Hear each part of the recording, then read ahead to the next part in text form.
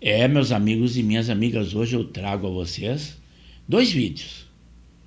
Um é aquela entrevista que o ministro da Defesa, o Múcio Teixeira, deu a repórteres no Roda Viva.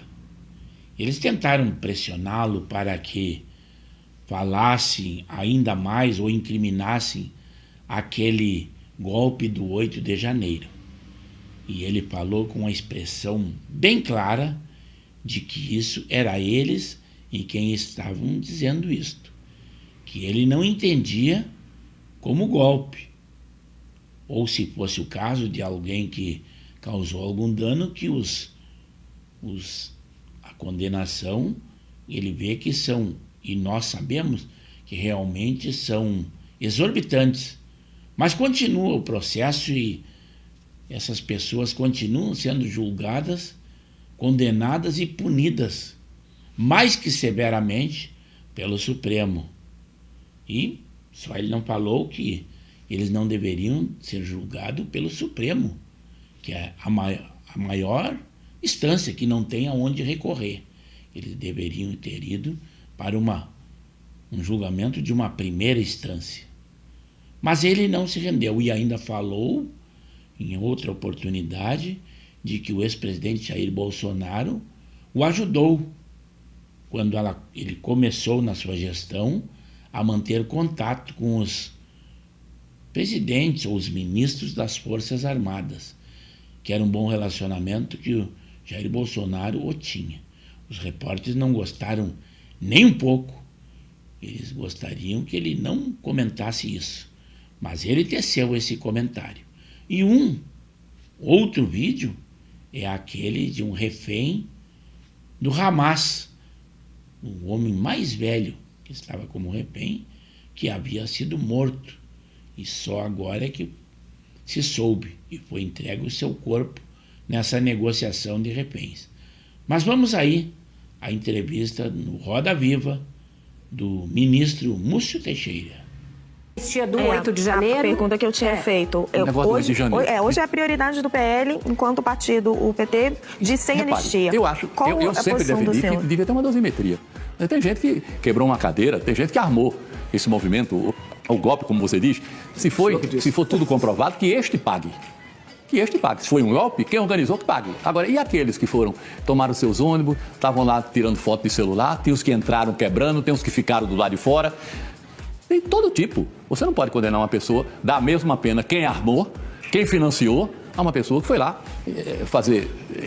encher o movimento. Projeto que possa reverter o prazo, o tempo da inelegibilidade ali de políticos de 8 para 2 anos, tudo isso na esfera política. E na esfera jurídica, queria trazer para vocês como isso repercutiu entre advogados do ex-presidente Bolsonaro. Tem um trecho da entrevista do ministro Múcio que ele conta ali, quando ele assume, ele é convidado pelo presidente Lula para assumir o Ministério da Defesa, e aí ele diz que ele recorreu ao ex-presidente Bolsonaro para fazer uma transição tranquila, conversando com os 3 comandantes das Forças Armadas. Aí o Múcio detalha quem o recebeu, quem não recebeu, tal. Mas ele faz essa referência ao ex-presidente Bolsonaro.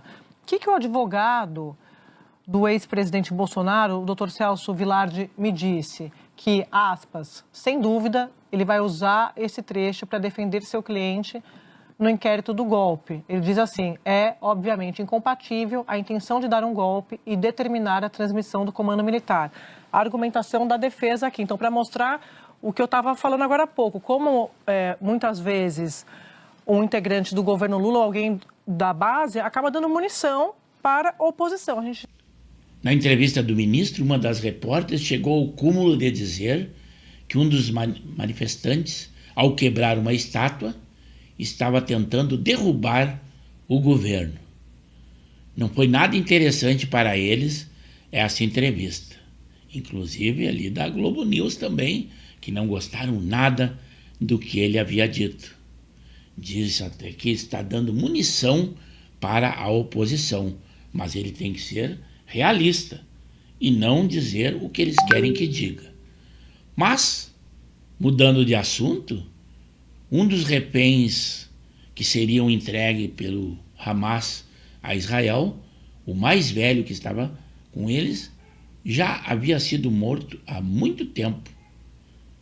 Foi tratado como animal, isto que ele já havia sido e sobrevivido ao Holocausto.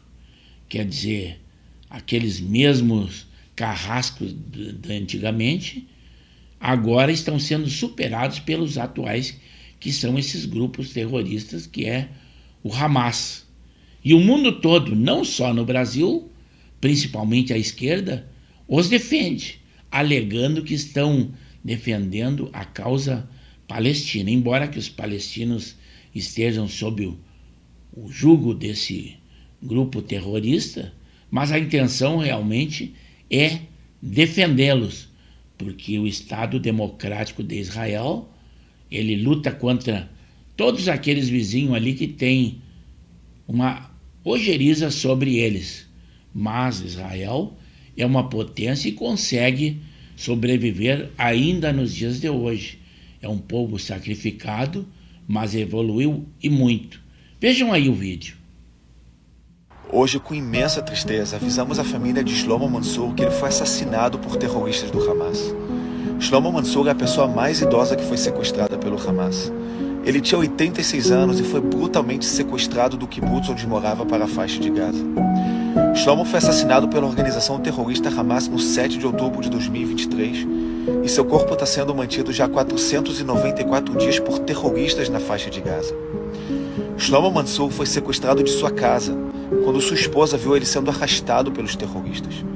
Segundo testemunhas, os terroristas do Hamas algemaram, espancaram e levaram Shlomo em um carro para Gaza. Shlomo Mansour foi sobrevivente do Holocausto. Quando era criança, passou pelos horrores dos pogroms de nazistas no Iraque nos anos 40.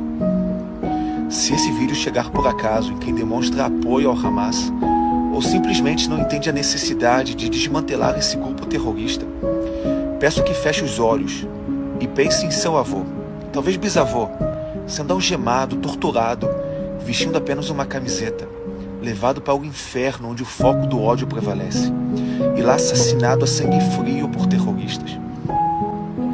Shlomo deixou esposa, 5 filhos e 12 netos. Shlomo era um homem de paz, uma pessoa amorosa, sensível, honesta e de bom coração.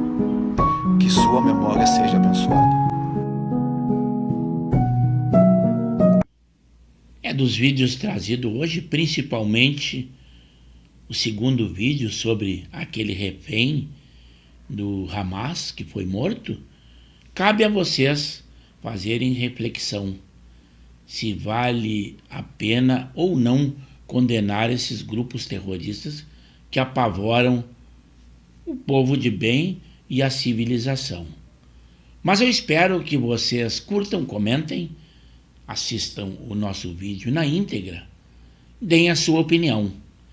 E se for o caso, se acharem por bem, se inscrevam no canal. É Pepe Severo, pelo YouTube.